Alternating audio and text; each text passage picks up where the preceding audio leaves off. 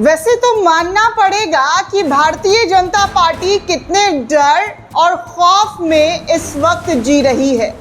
रातों का नींद, चैन, सुकून सब कुछ राहुल गांधी के जरिए छीन लिया गया है। तभी तो कर्फ्यू लगाने के ऑर्डर पास कर दिए गए हैं दोस्तों।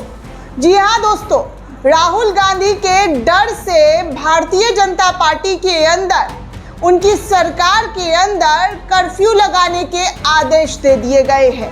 क्यों, वजह क्या है आप जानेंगे तो आप खुद कहेंगे कि देखिए ये सरकार कितनी डरपोक सरकार है, किस कदर डरती है, कैसे जनता इनके खिलाफ हो रही है। ये डर इनको घर कर गया है। ये इंदिरा गांधी को याद करते हैं, आपातकालीन लगाया था, लेकिन 2026 में आपातकालीन जैसी स्थिति कैसे बना दी जा रही है इस सरकार के अंदर, ये सब कुछ इस रिपोर्ट में आपको एक एक करके दिखाऊंगी। डर और घबराहट साफ तौर पर मोदी सरकार के चेहरे पर नजर आ रही है। मोदी जी के पसीने छूट रहे हैं दोस्तों। राहुल गांधी लगातार भाजपा सरकार पर हमलावर है। किसी भी कीमत पर वो झुकने का या बैकफुट पर आने का नाम नहीं ले रहे हैं। तभी तो आप देख रहे हैं कि राहुल गांधी की लगातार एक के बाद एक जीत जो है उनके माथे को चूम रही है। अब एक बार फिर से झारखंड के अंदर कल जो हुआ दोस्तों, वो पूरा देश देख रहा है। और इसी झारखंड में जो स्टूडेंट्स का प्रोटेस्ट हो रहा था, उस प्रोटेस्ट में जब हेमंत सरकार ने स्टूडेंट की बात मानी तो कैसे राहुल गांधी जिंदाबाद जिंदाबाद के नारे लगने शुरू हो गए। भारतीय जनता पार्टी हक और न्याय की बात झारखंड के छात्रों के लिए कर रही थी, लेकिन कल राहुल गांधी ने सुबह सवेरे हेमंत सोरेन को खत लिख दिया और शाम तक हेमंत सोरेन ने छात्रों की तमाम डिमांडों को मान लिया। उसके बाद क्या था, राहुल गांधी की जय जयकार होने लगी। और ये चीज़ शायद भारतीय जनता पार्टी को सबसे ज़्यादा खटक रही है कि कहाँ तो पहले मोदी मोदी के नारे लगते थे, लेकिन अब राहुल के नारे लग रहे हैं। और यही वजह है दोस्तों कि राहुल गांधी का ऐलान किया गया था कि वो पुणे के अंदर छात्रों का एक प्रोग्राम आयोजित करेंगे, जिस तरीके से उत्तराखंड के अंदर किया गया था, प्रयागराज के अंदर किया गया, और अब पुणे के अंदर ये ऐलान हुआ था कि वो छात्रों को लेकर एक प्रोग्राम आयोजित करेंगे। और इस प्रोग्राम का नाम है दोस्तों गूंज। लेकिन इसको देखते हुए, जैसे ही इस प्रोग्राम के आयोजन की बात की गई, उसको देखते हुए 14 दिन का बीजेपी सरकार ने कर्फ्यू लगा दिया, बैन लगा दिया दोस्तों। जी हाँ, पुणे में कर्फ्यू की खबर आ गई। सोचिए ये सरकार कितनी डरी हुई सरकार है। खबर ये है कि पुणे में बीजेपी सरकार ने 14 दिनों का बैन लगाया है। इतना डर, ये खबर सुप्रिया श्रीनेत के जरिए शेयर किया गया और लिखा गया कि कब बाज आओगे अपनी ओछी टुच्ची हरकतों से। छात्रों की गूंज का कार्यक्रम होगा। राहुल गांधी और युवा दोनों एक दूसरे से बात और संवाद करेंगे और तुम भाजपाई जनजी के लिए अपनी नफरत लिए बैठे रहना। इस तरीके की बातें सुप्रिया श्रीनेत के जरिए कही गई। सोचिए दोस्तों, 14 दिन का बिना किसी वजह के कर्फ्यू लगाना, बैन लगाना कोई जायज़ जी हाँ एक्सक्यूज़ नहीं है। किसी भी तरीके की कोई जो है कहा जाए कि हाँ ये हो गया वो हो गया, पहले कोरोना था दोस्तों, उसके बाद कोई महामारी आ गई या किसी भी तरीके की ऐसी कोई सिचुएशन जिसको देखते हुए ऐसी बैन लगाने की ज़रूरत पड़ती, बिना बात के यहाँ पर बैन लगाने का आदेश भाजपा सरकार के ज़रिए शुरू कर दिया गया। सोचिए राहुल गांधी छात्रों से बात ना कर सके, छात्रों से मिल ना सके, इसको रोकने के लिए भारतीय जनता पार्टी के ज़रिए कितने हथकंडे और कितनी ज़्यादा कोशिशें की जा रही है। सोच कर देखिए दोस्तों कि सरकार को जो कहती है कि हम बहुत मजबूत सरकार है, इनकी मजबूती कितनी है।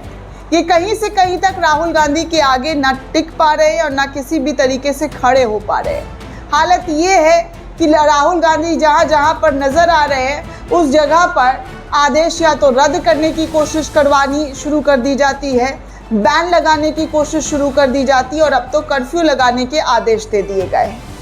सोचिए कि हमारी सरकार में जब बच्चों से, छात्रों से, युवाओं की डिमांड से कितनी ज़्यादा डरी हुई, घबराई हुई सरकार दिखाई दे रही है। आगे आपको एक और जानकारी दे दूं तो कैसे हमारी मोदी सरकार हर मिनट एक ब्लॉकिंग ऑर्डर जो है वो पास करवा रही है। इंडियन एक्सप्रेस की रिपोर्ट के जरिए सुबह सवेरे आज खुलासा किया गया था, जिसमें बताया जा रहा है कि सवाल पूछने की आवाज़ को कैसे लगातार मोदी सरकार के जरिए दबाया जा रहा है। जनता की आवाज़ को दबाने का तानाशाही, जी हाँ, तानाशाही फरमान लागू कर दिया गया है। इंस्टाग्राम पर, यूट्यूब पर जो भी सरकार से सवाल पूछ रहे हैं, उनको लेकर आवाज़ उठा रहे हैं, उन तमाम लोगों के वीडियो को ब्लॉक किया जा रहा है। जी हाँ, पहले लोगों के ज़रिए ब्लॉकिंग की जाती थी, लेकिन अब मशीन के ज़रिए ब्लॉक किया जा रहा है। हर मिनट एक वीडियो को ब्लॉक करने के आदेश दिए जा रहे हैं। तो ये सब कुछ हमारी मोदी सरकार का कारनामा ही तो है कि उनकी ज़्यादा से ज़्यादा आवाज़ जो है उनके खिलाफ उठ ना सके, और यही वजह है कि लगातार सरकार अपनी नाकामयाबी को छुपाने के लिए पूरी कोशिश, पूरी जद्दोजहद में लगी हुई है। अब देखिए ना, जंतर मंतर पर पुलिस बर्बरता को लेकर सुप्रीम कोर्ट में कहानी पलटने की कोशिश की जा रही है, ऐसा खबर निकलकर सामने आया है। दरअसल दोस्तों, 20 जुलाई को छात्रों के सदन चलो मार्च के दौरान पुलिस पर लगाए गए अत्यधिक बल प्रयोग के आरोपों को दिल्ली पुलिस ने सुप्रीम कोर्ट में आज खारिज कर दिया। पुलिस ने अपने जवाबी हलफनामे में कहा कि प्रदर्शन के दौरान करीब 30,000 से अधिक लोग 3 किलोमीटर इलाके में मौजूद थे और उन्हें नियंत्रित करने के लिए करीब 5,000 पुलिसकर्मियों को तैनात किया गया था। पुलिस के मुताबिक स्थिति बिगड़ने के बाद भीड़ को नियंत्रण करने के लिए चरणबद्ध यानी कि ग्रेडेड तरीके से बल प्रयोग किया गया। हालांकि पुलिस पर बर्बर लाठीचार्ज को दुनिया ने देखा दोस्तों, पूरी दुनिया ने। वीडियो सोशल मीडिया पर पड़े हुए हैं, उससे वीडियो और फोटो कितने सारे हैं कि क्या और किस तरीके से मार पीटा जो है बच्चों को मारा पीटा गया।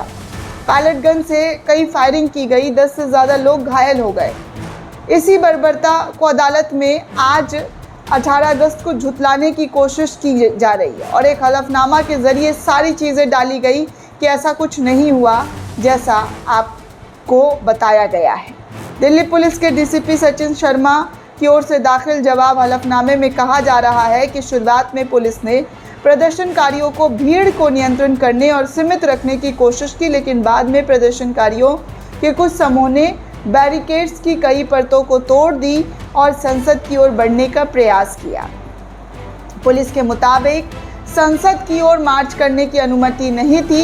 ऐसे में स्थिति बिगड़ने के बाद भीड़ ने अवैध जमावड़े का रूप ले लिया और संसद की ओर बढ़ने का प्रयास भी गैर कानूनी था। पुलिस ने सुप्रीम कोर्ट को बताया कि प्रदर्शन के दौरान हुई झड़प में 240 से अधिक पुलिसकर्मी और वर्दीधारी सुरक्षाकर्मी घायल हुए, जबकि करीब 200 प्रदर्शनकारी और आम लोग बुरी तरीके से घायल हुए। पुलिस का कहना है कि इतने बड़े जमावड़े को नियंत्रण करने के लिए बल प्रयोग परिस्थितियों के अनुरूप और आवश्यक था। इसी वजह से हल्का फुल्का बल प्रयोग किया गया। सोचिए दोस्तों, कितना कितना झूठ और क्या क्या चीज़ें देखने को इस देश को मिलेगा। खैर, इस वक्त मोदी सरकार की हवाइयाँ उड़ी हुई हैं। लगातार, जी हाँ, लगातार कोशिश कर रही है बीजेपी सरकार की किसी भी तरीके से वो तमाम डैमेज कंट्रोल को सही कर ले, किसी भी तरीके से अपने पाले में तमाम चीज़ों को ले आए। और उत्तर प्रदेश चुनाव तो बीजेपी के लिए नाक की बात है, शाख की बात है, और उसी शाख को बचाने की जद्दोजहद तो की जा रही है, लेकिन डर और खौफ के साए में। दोस्तों, ये पूरी रिपोर्ट आपको कैसी लगी हमें कमेंट करके ज़रूर बताइएगा। साथ ही साथ चैनल को ज़्यादा से ज़्यादा लाइक, शेयर और सब्सक्राइब करना बिल्कुल भी ना भूलें। शुक्रिया दोस्तों।